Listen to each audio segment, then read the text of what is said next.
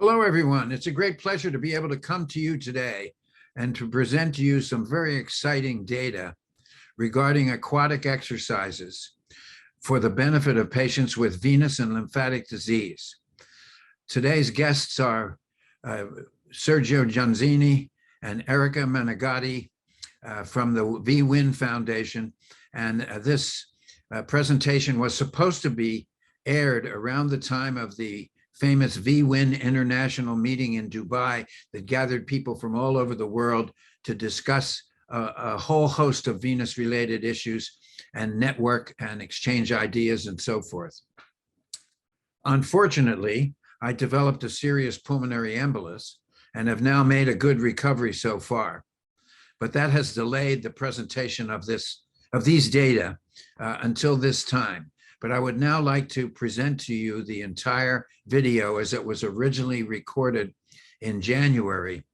And I hope you will enjoy this very innovative program. So enjoy the show.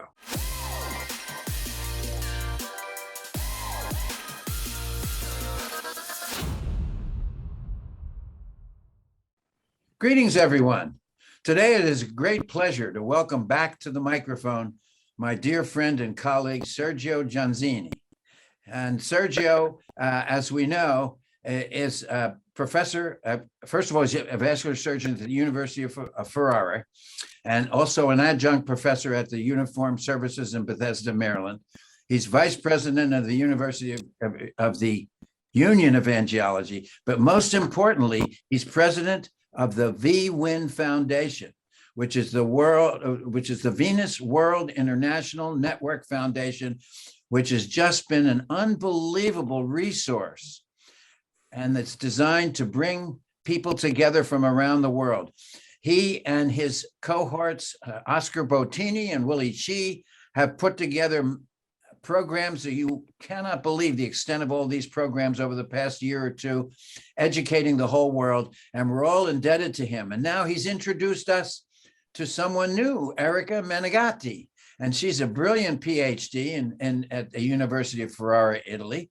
She's experienced in adapted physical protocols for vascular rehabilitation and venous lymphatics, non-invasive diagnostics. She has a very intriguing program, and I felt compelled to share it with my audience. Erica, welcome. Sergio, welcome.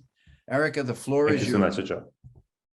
Thank you very much, Professor Caprini, for this nice introduction and invitation to talk about the aquatic exercise innovation and evidence-based data for venous and lymphatic patients. So we well known that not long ago, very few pioneering studies were available on the effect of hydrotherapy for venous and lymphatic disease. And all these studies were lacking of standardized exercise. So for this reason, in 2017, we conducted a prospective study on a specifically designed aquatic exercise protocol aimed to reduce chronic lower limb edema. And the result showed us a very good impact of the protocol on all the clinical outcome related to venous and lymphatic disease, but not on working ability. So another question was, it is water or exercise to improve all the clinical outcome related to venous and lymphatic disease? And the answer came from this randomized control trial, which we compare the same exercise protocol performed in thermal water environment versus dry land setting. And all the clinical outcome showed a very positive effect in the group that performed the exercise on thermal aquatic environment respect to dry land setting. Again, this result was confirmed by another study, a sub-analysis that we did on the thermal water group, in which we evaluate the extracellular water reduction by means of bioimpedance analysis, which was related to the decrease in lower limb volume. Again, finally, we assessed that our protocol has had a good impact also on cardiovascular and musculoskeletal fitness.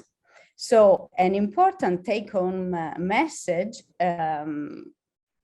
we have for the clinician and for the patient. First of all, the standardization of the exercise protocol play a very important role in the clinical assessment and the follow-up of our rehabilitation program.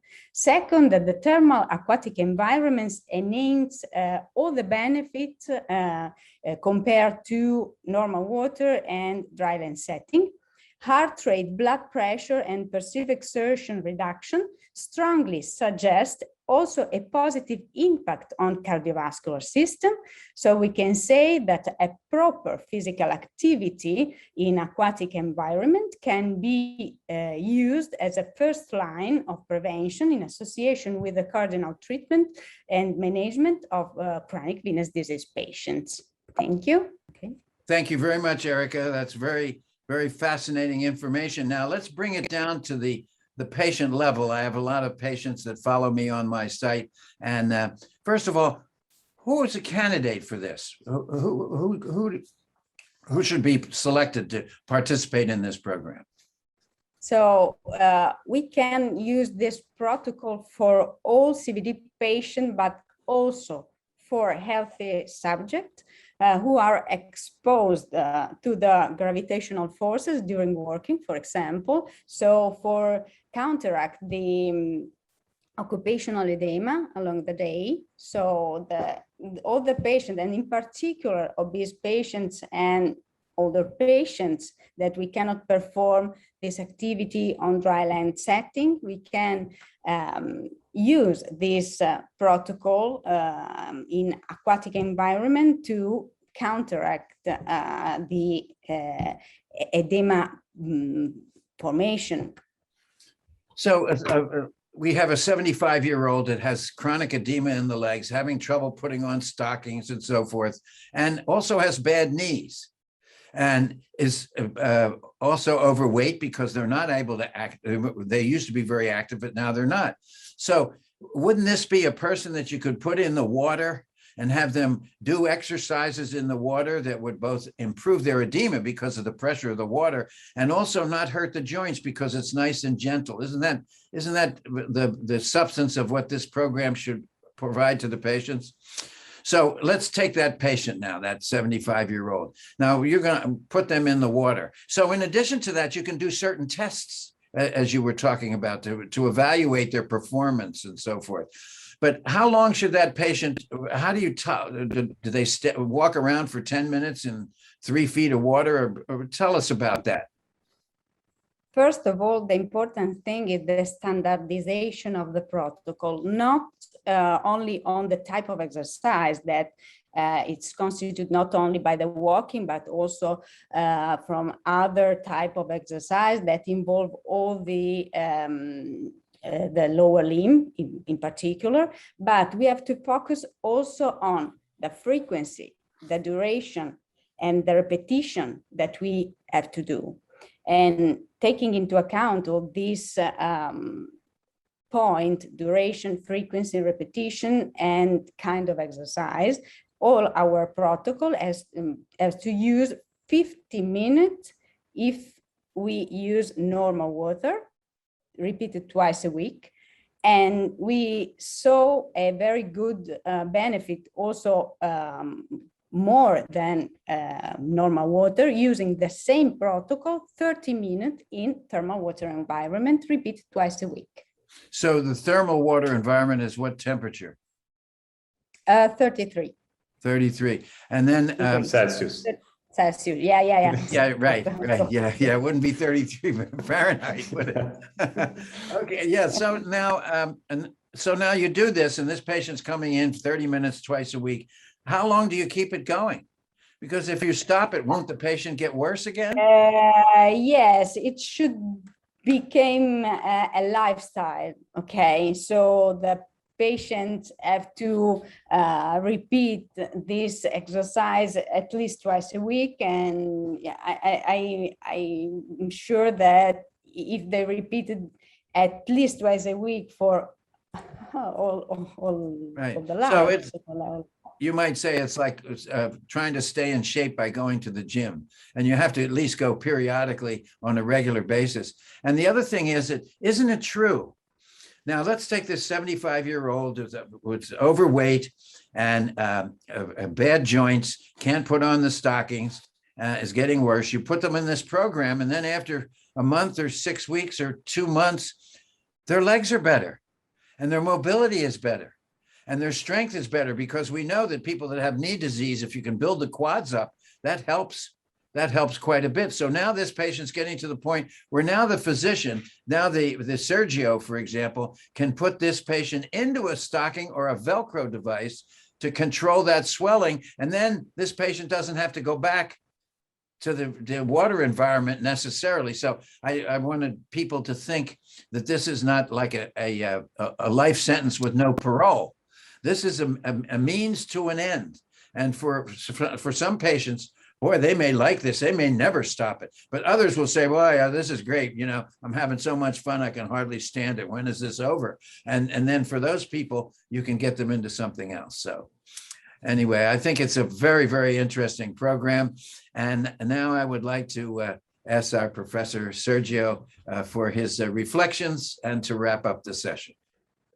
Thank you so much, Joe, and thank you so much, Eric. And I want to congratulate Eric, but I also like to say that we didn't discover something new in reality, because we are used to say, as Van der Strikt, who is a great colleague from the past, that we should know history, so to avoid wasting our time trying to open doors that already others opened.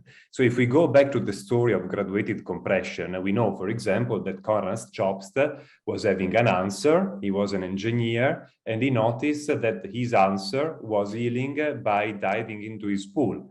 Understanding that the gravitational force was counteracted by the Stevin law inside the pool in a graduated way, because of course of the hydrostatic column, sure, for which he came with the idea of also the stockings we now use. So actually the graduating stockings are coming from this concept of the graduated pressure in a sort of way.